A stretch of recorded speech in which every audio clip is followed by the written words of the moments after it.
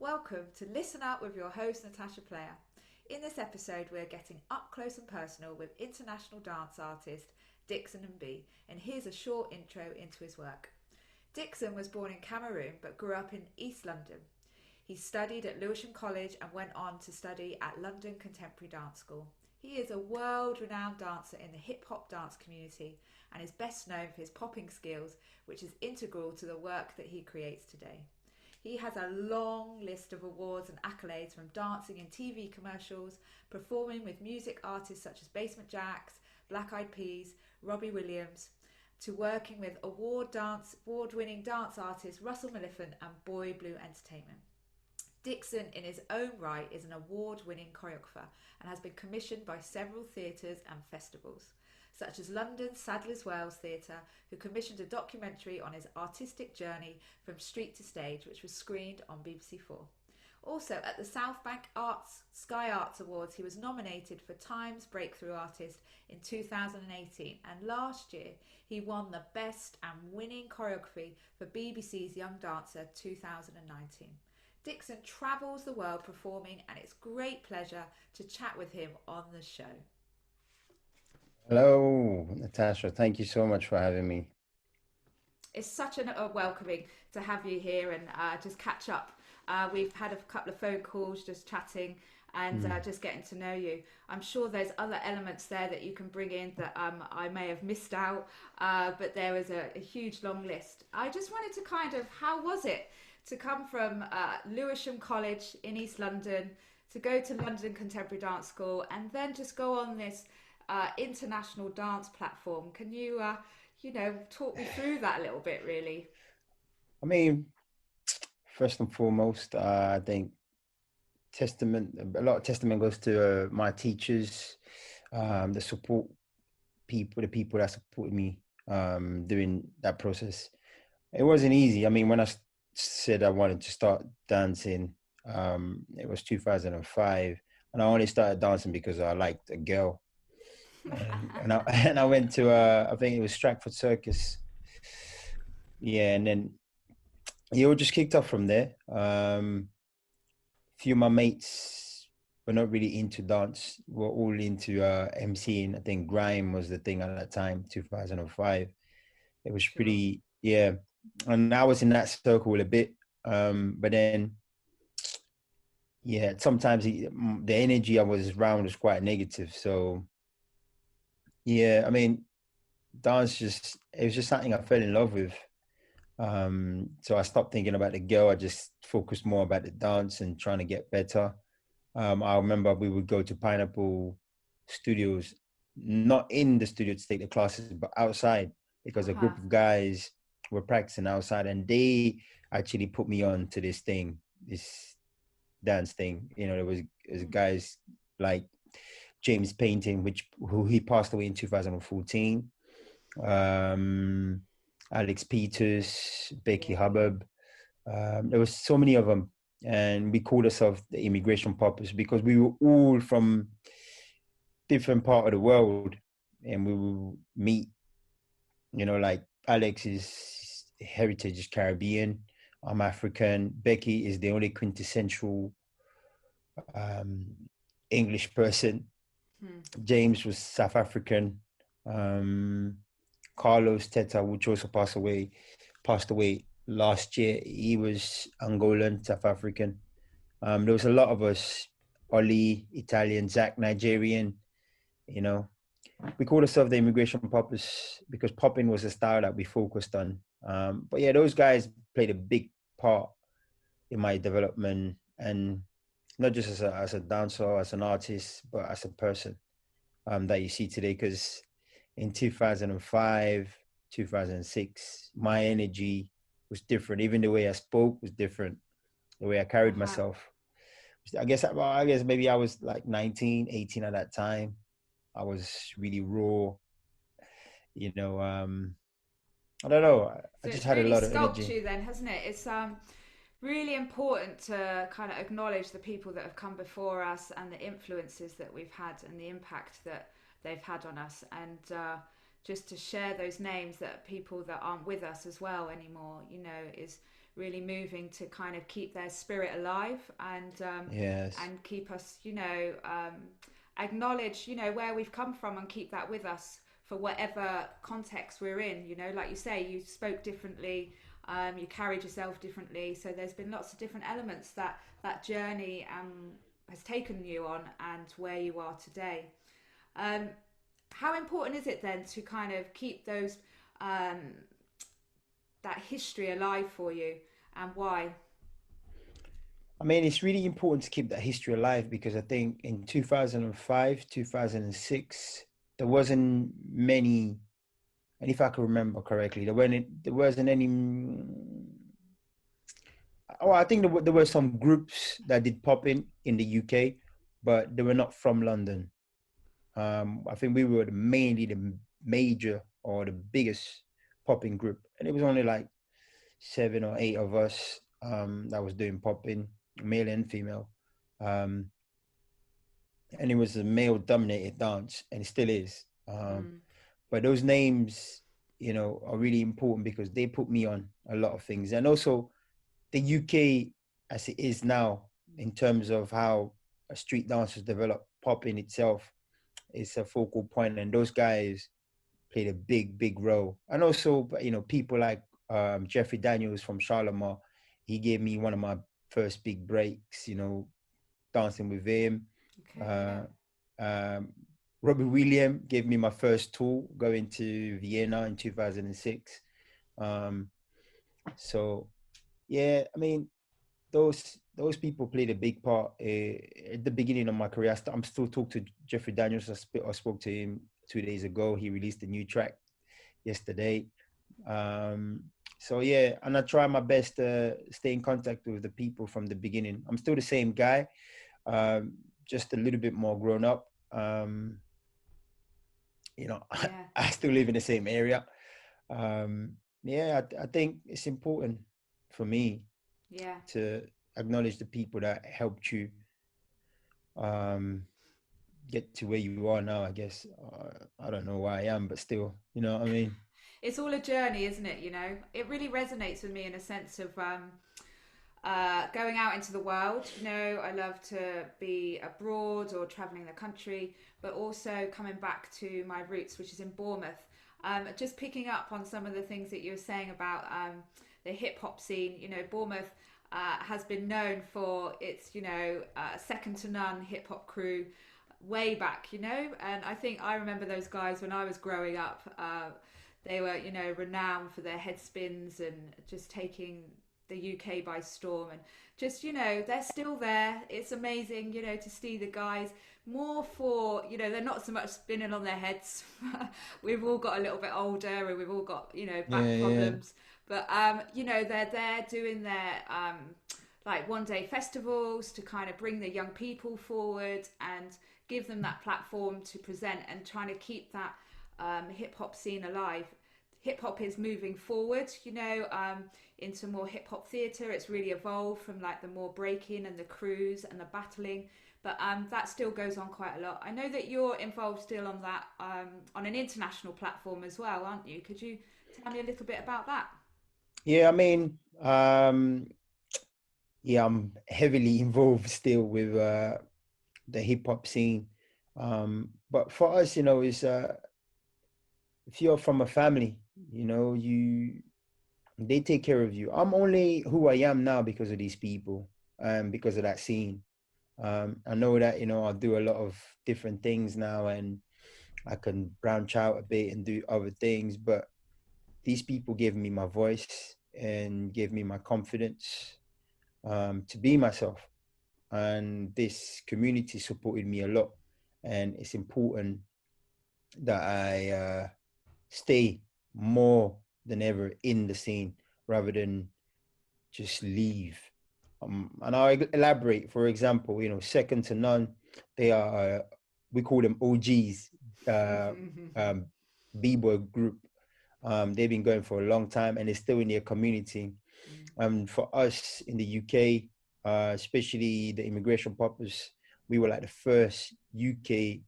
I mean, we were not the first generation of the UK poppers, but we were like the generation think we're like third generation that moved it along and kept going. Because like people like Danny Francis, oh man, you put me on a spot now. I can't remember everybody's name. They're probably gonna kill me after this. But Like you left my name out. yeah, no, yeah, Warren, all these guys. I mean, they were doing pop in the 70s and 80s, and then they sort of stopped. A lot of them had kids, and life took over. But our generation, it was VHS. If you see a movie, you got alert, you got to remember it. There was no YouTube. Yeah, Um, yeah, so we worked a lot on on the community and the new generation. I'm not saying that they didn't. They did, and they still do, but I don't feel like they branched out as much as we have. And also things change. Things got a bit more accessible. Um, yeah. I think there's other so people that have picked up the flag for that, or the torch. Um, yeah, like Stella Mavericks, she's doing some great work in the community and really trying to, bring up the dance scene, the hip hop dance scene in Bournemouth. Her company, and she takes her crews, her young people's crews, up and down the country to compete and just install that, and then look at personal, creative development as well as personal development. And yeah, really being there for the young people. She's really embedded in the community, and it's a pleasure to know her and to see the work that she does, at Dance for All. Um, yeah, I I think just yeah. wanted to explore, sorry, as a dancer, we can't avoid, we have to talk about the journey that we've been on recently, so, going into lockdown, there's been so much that's happened, like with COVID-19, as dancers, going in studios, creating work, making those connections with other passionate dancers. That has changed so much. Some people's work has gone Mm, online. There's a lot of healing. We've also gone into the Black Lives Matter, and not gone into it, but it's just exploded. It's been a part of um, many people's lives, and it's very much a lived experience. There's mm. so much there to unpack, and that journey that we're going through and the impact that it's had. What are your thoughts on it? I want to take us on a few questions, but just, your initial Uh, feeling of. Love, it's been yeah, it's been full on for me. I guess for me in this time, it's been a lot of reflecting. And in that sense, Black lives have always mattered. But I guess we do tend to get the short end of the stick sometimes. Or yeah, I mean, I don't know, man. I know I know that we, like myself, the people my generation, I'm 34 years old, I've benefited a lot from the generation before. Those guys have fought a lot for us to do what we are doing, we could do now. But I still feel like it's not enough compared to the other races. Like for example, if I don't get stopped a lot, but a lot of my mates do get stopped a lot that are black just because they're black. And a lot of my mates that are white don't get stopped as much often. So I just feel like those sort of things needs to change. And there's so many systematic racism thing that still Exactly. goes on. Exactly. Um, and I just, I don't like pointing the finger. I just want to have a dialogue Mm. to help people understand that this is real issues and it affects people mentally, Yeah. and how do we tend to change it, you know, uh, and change the narrative of what black people are seen as, and that's a big conversation. I think it's important that the world is in reflection now. I think one of the good things I guess that comes from COVID-19 that this has come forward a lot Exactly. more. It's really brought it to the surface. Just even, not even, but COVID-19 to start with, really made it's making us much more aware than the mainstream population about the systematic racism and the inequalities that are going on. for frontline workers, you know, because a lot of African Caribbean people, people of colour, for a better word, um, you know, they're in the care industry, and that's their career, and that's where they are, and they're putting their lives at risk, you know. So you know, there's just so many issues coming up, and then I think when we've gone through Black Lives Matter, it's heightening even more about the systematic racism that exists. You know, the things that people will just put it to the side. You know, the opportunities that might not be there, the career pathways. You know, you've had a successful career, but there can be lots of blocks, and I'm sure you felt that traveling around the world. Even it's not just a UK thing, you know. No, It's not yeah. just to point the finger, like you say, oh, UK, the USA, it's you. It happens all over the world, you know. I'm sure you've experienced it in other countries that you've toured to and presented at, Mm. but how important is it for you to reflect on this? Like you said, it's a type of reflection. And I think for me, it's really important that to reflect on these sort of situations, because we are fighting for the next generation, hmm, you know. And I guess we will never know the sort of impact this will bring until the next 10, 20 years. We'll see what has really changed. And I know there's a lot of people, like, you know, prime ministers or presidents or buildings or theaters are saying they support Black Lives Matters. But I don't really want you to say that. I don't want people to tell me that. I want people to make changes. yeah, And, you know, I think for me, that is one of the most important things for me.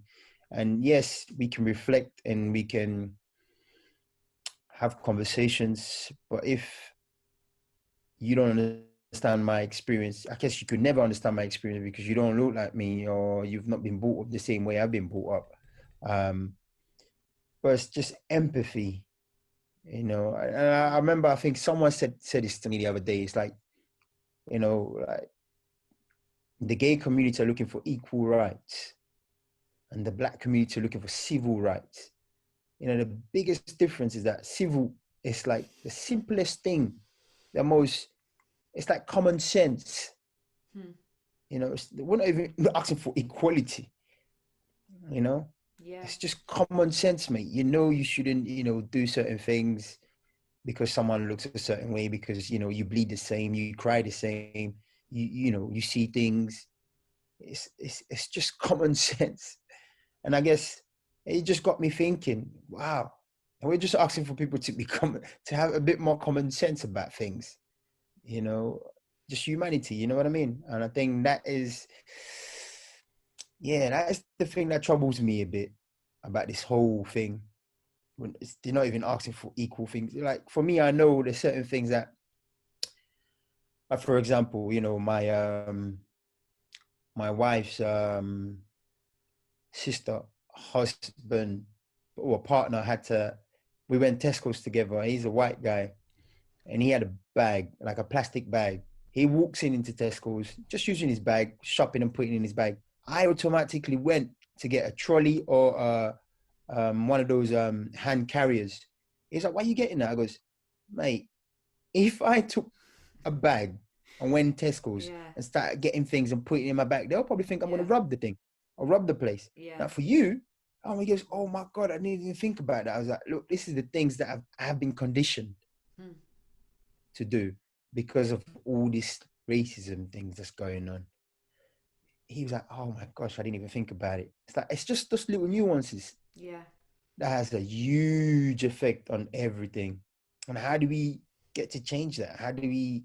And I think that's the thing that is, it's been drained in us. yeah.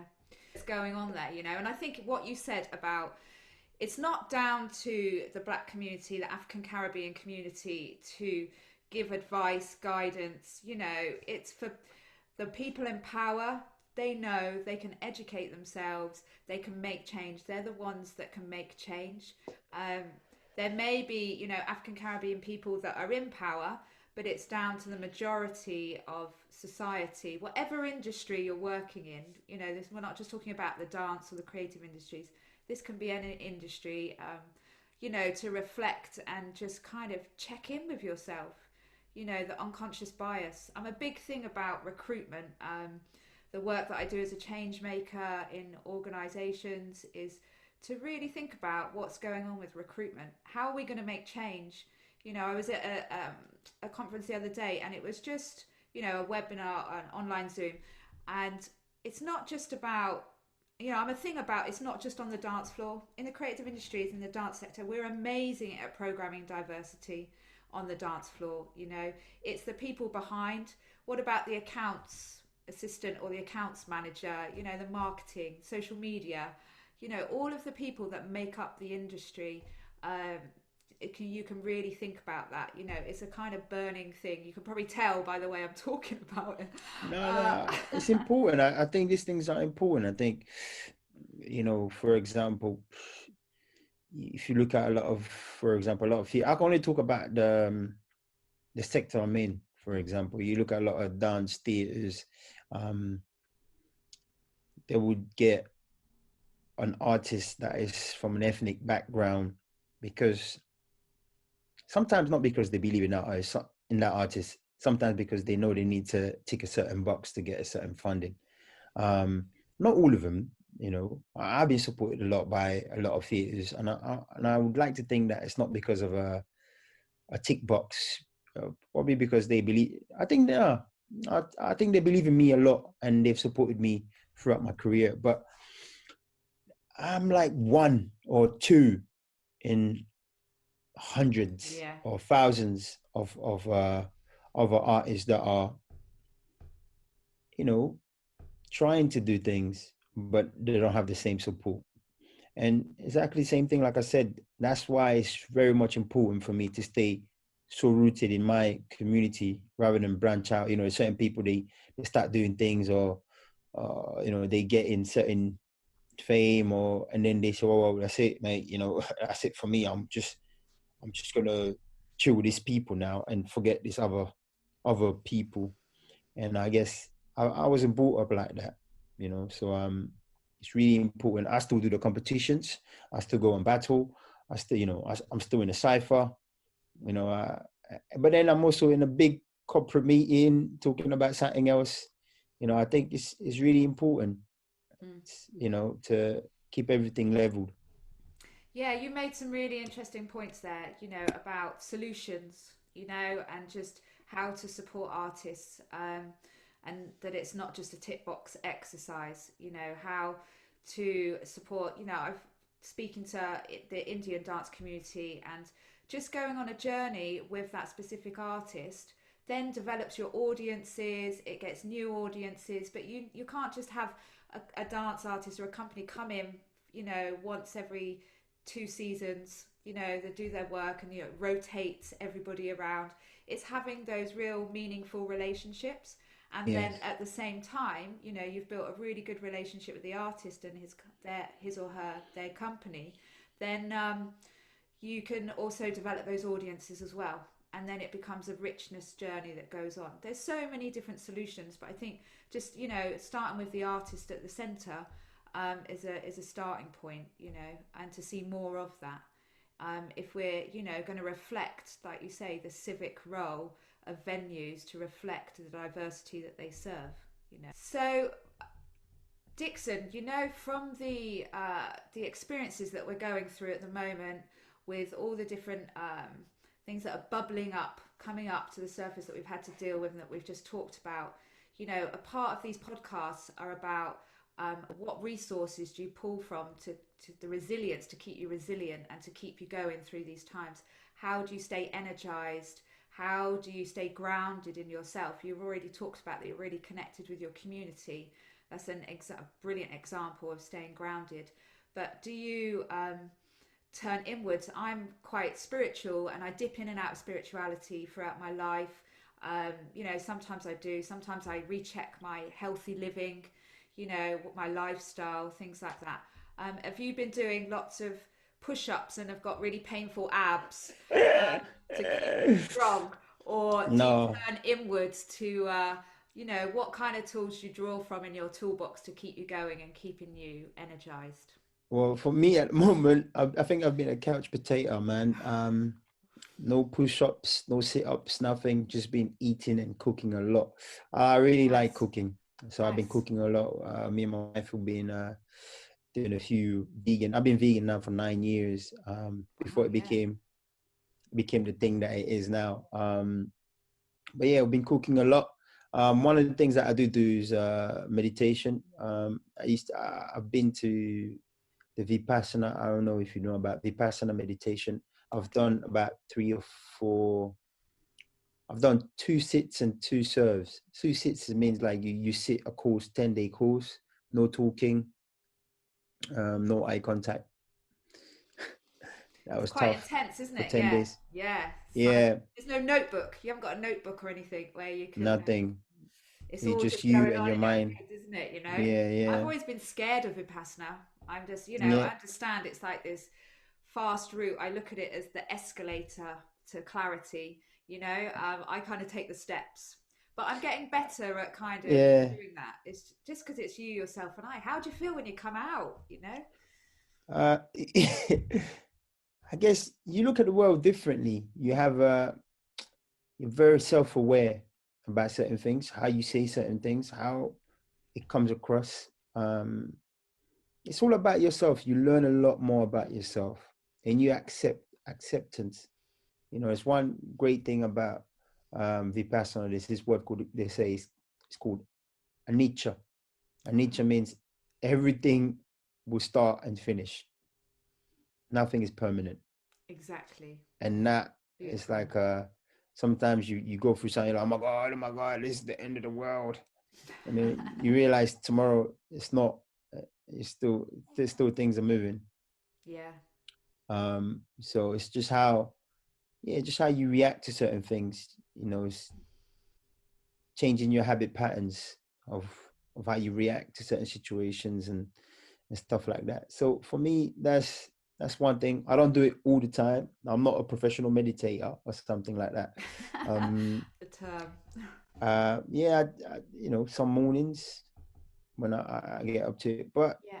to be honest, it's been up and downs. I've not even had the motivation to want to dance. I mean, I do it sometimes, but it's not like, yo, I need to do this. Um, just which is quite strange for me because I'm serious about what I do. Yeah. Yeah. Um, I've had some ideas about some new things, new pieces, which I've noted down. So that's been good. But also I've been doing some walks in the park. I've not done that for years. Walks in the park, and with my godmom's kid, we've been playing this thing called Pokemon Go. So we have to go out walking, looking for Pokemons. So I guess that's I've just been doing normal people thing. That sounds Yeah. weird, normal people things, but I normally wouldn't have time to do those things. Yeah. Sure. So so in Yeah. a sense, it's been good. In another sense, it's just been a lot of tragic things Mm. happening with a lot of people passing away, Yeah. a lot of family being affected by these things, this COVID, and again brought up a lot of positive and negative things in people. So yeah, we just, I guess for me, I guess I'm doing okay, but not every day is the same. So I just watch it and accept it. And one of the great things that's really strange, especially because at the beginning of this year, there was a quote that resonated with me. I think he said, I think I wrote it down. Oh yeah, it says, "Let everything happen to you, good or bad. No feeling is final." I forgot who wrote that. Hmm. I'm so rubbish. Check it out. But this year before this COVID thing, and that's one of the things I wrote down. And then we found ourselves in this. Yeah. So Yeah. yeah, And I think it's okay to be still. We spend a lot of our lives rushing from one thing to the next, or digging into our souls to be creative or to serve others, and to support them.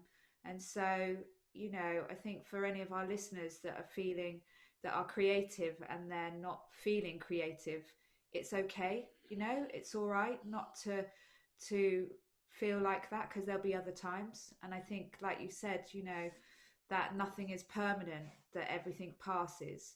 um and it's just to go with it and just to make the connections that one feels that they need to make. Yeah, It's different for everybody at the moment. So um somebody said that it's we're all in a storm, but we're all in different boats. So it's just an individual's time of how they journey through that. So going through, I don't know if this is related to Vipassana and you draw in from your personal journey, but your current work, Enuate, goes on quite a mystical journey as well. Could you talk to me about that, about your current work and that well, experience? yeah, I think NORT, Yeah. um, the name itself, it means truth stands in the local language called Kenyang, from indigenous people from a place called um, Mile 19 and Etoko. We, well, we, I'm from East London, but I my was going to parents. say, East uh, London boy goes into I a know, village in Cameroon. That in I know, itself is, don't even I have to talk know. about the work. You could just talk about that journey. So, That just in was epic. creating that piece, anything you want to share with us, it just brings us up to date with your current work that's in progress, but you've also performed it as well. I had the pleasure of seeing it at the Lowry, but I know it's been to other venues as well. So, just let the listeners know about your new piece of work, whatever you want to share about it. Well, I think for me, this piece it's been brewing up since 2016 when I first went to Cameroon. Well, first went back to Cameroon because I was there earlier on because I was born there, and then I went to boarding school there before coming back to London. Okay. Um, um, yeah, going back, but I never been to the village where my parents were from. So I'm from the city. But going to the village, you see certain things that is like, can't believe people live like this. There is no water. They have to get water from a well. Um, Hmm. you see a tiger walking amongst people. You see a two-headed snake. It's like, Really? yeah, and you're like, what is going on? And then yeah, there's no light. Everyone's got lamps. Not torches. The kerosene I was going to say lamps. kerosene lamp that you, Yeah, yeah. yeah. So it's like, Mm. wow. Just to even get there, it's like 8 hours drive on a bumpy road with no signal. There's no signal. So if something happens to you, Sorry, who's no gonna signal. know? Yeah. So like these things, I take for granted. Yeah, if I ain't got a signal, I'm calling the network. I'm like, "Hey, where's the 4G, bruv?" You know what I mean? Ah. So yeah, I think that experience in 2016 gave me a lot of information. Going to the bush, the trees are so tall, you can't see the end of the trees. Mm. Um, yeah, it just made me. I felt really, really connected with myself. I mean, they see me as a foreigner as well. You're from England. I'm like, mate, you're my people. You're not. Mm. You're from another end, and then people here sees me like I'm from another place because I'm not quintessential English or whatever it is. So it's kind of weird being in the middle, you know, Yeah, they in know the you're middle of, different. Yeah. yeah, in the middle of two generation and in the middle of two different cultures. Weird being 30 right now. Um, because I can relate to the younger lot and I can relate to the older lot, and the older lot can't relate to the youngest. And I can understand certain things that my parents are saying because I'm African, because I'm from that culture. But I can also understand what the British people are saying because I'm British. I'm like, ugh. So how do we navigate that? So I think this piece is kind of like going through all these different situations and narratives to sort of find yourself. And finding yourself is the truth. And my name, Eno, means truth. But the way they say it in the village means means truth stand, Mm. which is the name of the piece. Um, And yeah, in the development of this piece, I've done a lot of research. I don't want to give too much away, but I've just done a lot of research on different things, mythical things. I'm an animist. An animist is the people, like the people from that place. They believe in black magic or juju or whatever people want to call it, but it's about the beliefs of the earth, the trees, the plants, um, air, natural things. And for example, if it doesn't rain, women will go out and dance for 4 days naked until it rains. These things happen. It's like it's a practice that happens. Um, those sort of things. I think is something that I believe in. Um, I've always had those beliefs, but I guess growing up here and going to Sunday school and stuff like that, you sort of have a Christian way of looking at things. But when I got older, I started changing, and yeah, I think I think that's it. And the piece, I've been helped by so many different people. Again, I got to mention those people. My movement assistant, Kenny Ho. We went to school together at the place in Nice. 2000 since 2009 or 2010, and we're still working together. He's one of my close mates. Roger Guella, I've worked with him. The composer, I worked with him for 3 projects. The piece I did with the Company of Elders, my other piece called Duende, and this piece now I know Ate. Lee Coren, I worked with him with Boy Blue. But I met Lee Coren in Korea when he was doing something for James Uh-huh. Cousin. Um, and then, he happily had joined us on this project. Who else? I don't want to miss out nobody. Yeah, of course, Farouk. I can't forget Farouk. Farouk is my producer, but he's more so, creative producer, but he's also a friend, Nice. and an advisor. He's advised me a lot, and he's made a big difference actually in the last 3 years that we've been working together. He's made a big difference in my development as an artist, internationally, actually, not just in the UK. Huge difference, and different ways of thinking about things, and yeah, that shift has been good for me. So yeah, he's been integral for the work, and also the visual guys, Warren and Nick. I've known Warren and Nick since 2011 when I was working for Russell Malaphant. Thank you so much for sharing about your new piece and stuff. That how do you? I'm sure you do loads of things with. We talked about keeping connected with your community, about young people. People have opened the door for you. What does that look like? I'm sure you're involved in lots of different projects or crews. Yeah. Yeah, well, for me, I think, when I started in 2005, I had the crew IP, Immigration Purpose. They helped me a lot. And then I think before I went to Lewisham College, and I only went to Lewisham College by chance because another teacher called Stuart Thomas is a brilliant guy and still a close friend of mine to today. Um, he saw a lot of potential, I guess, in me, and then he told me to go and audition for a dance school, and I was like, no way, I'm not going to dance. I mean, I'm African, man. Going to a dance school is not the thing. I also had that doctrine in my mind that this is not it's Mm. not a thing. My mates are like, you going to a dance school, mate? You serious? Yeah, it's Uh, not. Yeah, it's a so scam. Yeah.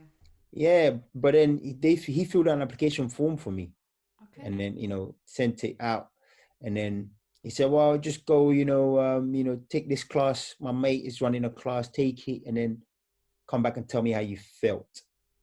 And then I went. It was an audition, but there was people in that audition that knew me from the street dancing, and it would have been rubbish if I walked out because I had such a reputation. They were like, oh, Dickson came to this audition and he walked out. So that ego of mine Mm. didn't let me walk out. So I stayed, and somehow they offered me a place. And that's how, it started majorly for me with Lewisham College. But those 2 years at Lewisham College was the hardest years of my life. I had no money. I was, skiving off the trains sometimes, jumping the trains sometimes to get from East London all the way to South East London, Lewisham College. Um, and he had to get the DLR train. So yeah, so those things were tough. But Stuart and another teacher of mine, she's my godmom, Bim Malcolmson. It made a huge difference, and they're still in my life today. Awesome. Um, but in terms of like crews and stuff, Yeah, yes, I'm part of. bringing new people through as well. Yeah, yeah, I mean, I know I'm you part. travel around the world, isn't it? But it's that next generation. How do we support them and mentor them? Especially because Yeah, you've got that experience, isn't it? You know what it's like to have had to jump the train to get to college for the drive of your passion yeah, for dance, or being completely out of your comfort zone in a space where it there may be different dance styles and your style is the only one there in the room. That's so common. So yeah, yeah. yeah, tell me more. I, I think just like how Stuart Thomas would let me do his classes. I mean, I would get the train sometimes from Canning Town, where I used to work in an office as an IT technician, and then go to Bond Street to do Stuart's classes at Dance Works. He would let me do those classes for free. Stuart used to let me do those classes for free, and it still does let me do those classes for free today. And I know that he doesn't get a lot of money from those classes. People like Bim, they used to let me do these classes, ballet classes for free too. Um, and like another dance ballet school I went to called Mana Ballet in Clapham, they also used to let me do their classes for free. It just everybody was just helping me out. And and I guess for me now, I run a crew with my one of my best friends, Brooke Milliner. We're partners. We danced together since 2011. And I think in the world of the hip hop in the UK, I guess in Yeah, popping, yeah, they know myself and Brooke. Um, yeah. so Brooke and I, we started a crew called Firehouse in 2012, and we've been running that crew since. So we teach every Fridays. Originally, it started from 7 p.m. to 5 a.m. in the morning. So we will go all the way from Wow. 7 p.m. Yeah, to 5 a.m. And then I would pick up some of the guys at 7 p.m. and then take them back home. Like there was this kid called Jamal. It's not a kid now. He's like 20, 21 now. It's strange. Um, Pick him up from his house in Leighton, take him, and then 5 o'clock in the morning, take him back home. We were so tired just because we love dance, popping is what we would practice. So I still do that, not to 5 a.m. now. We do 8 to 11 now at a studio in Vauxhall called the Bass Studio. And we don't charge, we call it a session rather than a class, because it's more about the development, about the community. And I think, yeah, we charge £3 just to cover the studio space. Yeah. Um, and if you don't have money, it's okay. You just join in whenever you do have. Yeah, there's some things that we do to give back. But also in terms of that, we just having conversations. I'm the same guy. Um, a lot of people helped me out, and I try my best to do the same thing. Um, Everybody that messaged me, whether they know me or don't know me, I always reply. I don't think I'm one of those people that is too big for my own shoes. That it's like, well, this person's beneath me. I don't need to reply. You know what I mean? I'm not. Yeah, yeah. That's not in my thinking. Yeah, I'm just me, man. Just a normal guy Yeah. from East London that can do a bit of dancing, and yeah, and just I guess trying to do something with himself. Well, you certainly are. You're reaching, high and achieving loads. And it's so beautiful to hear about, going round and picking people up to take them to a class. Do you know what I mean? Yeah, Because we don't know what's going on in people's lives, or, don't know they're at and things like that. It's so valuable. We are yeah, coming to the end of our interview, our chat, up close and personal with Listen Up. It's been such a pleasure. You've mentioned about Firehouse that you meet and you teach classes there with the crew. Is there anywhere else that you want to point us to where we can stay in touch with the progress of your new works or what you've been going on, how can the listeners keep up to date and connect with you? I think for now the best thing is to I can't tell you about any dates of where I'm performing due to this Yeah. COVID-19. So a lot of my things are up in the air right now. So we will know about that probably around August or September or something like that. But in terms of just keeping in contact, I think Facebook, Instagram, I'm on it.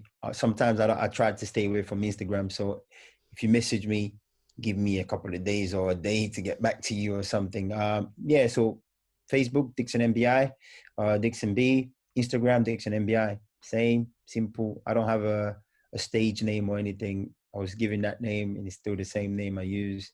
Um, that's it. I mean, if you have any questions, just reach me out. If you just want to check what I'm doing, just, check it Yeah. out. But yeah, Is there anything else that you want to say before we sign off, Dickson? You've said a I, lot I, already, so you know, if anything you want to finish off with. I mean, for me, the only thing that I want to say is just thank you, Natasha, for giving me the opportunity to say a bit about my journey, about my work. There's still a lot more I could have said, but the most important thing is that I'm not who I am now today without the people that have helped me. For example, Russell Malaphant, even those 7 p.m. to 5 a.m., he offered us the studio to do that in. So, things like that. Yeah, there's so many people, my mom and dad, they're still together after 50 years. Still, they've been a great support. Not at the beginning, it must be said. But my friends, IP, Firehouse, all of them, they're still behind me. My wife, fiance, Julia, she's been with me from the beginning, day zero. You know, Nice. Yeah. so we're still together today. A lot of people, yeah. I mean, it's been up and down, on and off, but she's still down. So I think the best thing I'll probably say to finish off is, yeah, please, for everybody listening, try and maintain your relationships with everybody that have helped you in some way or form, or that haven't helped you. But it's important to keep it going because you never know what's around the corner. Oh, so true. So true. Thank you, Dixon. Wow. This is Listen Up with your host, Natasha Player. You've been tuned into Up Close and Personal with Dickson Mbi.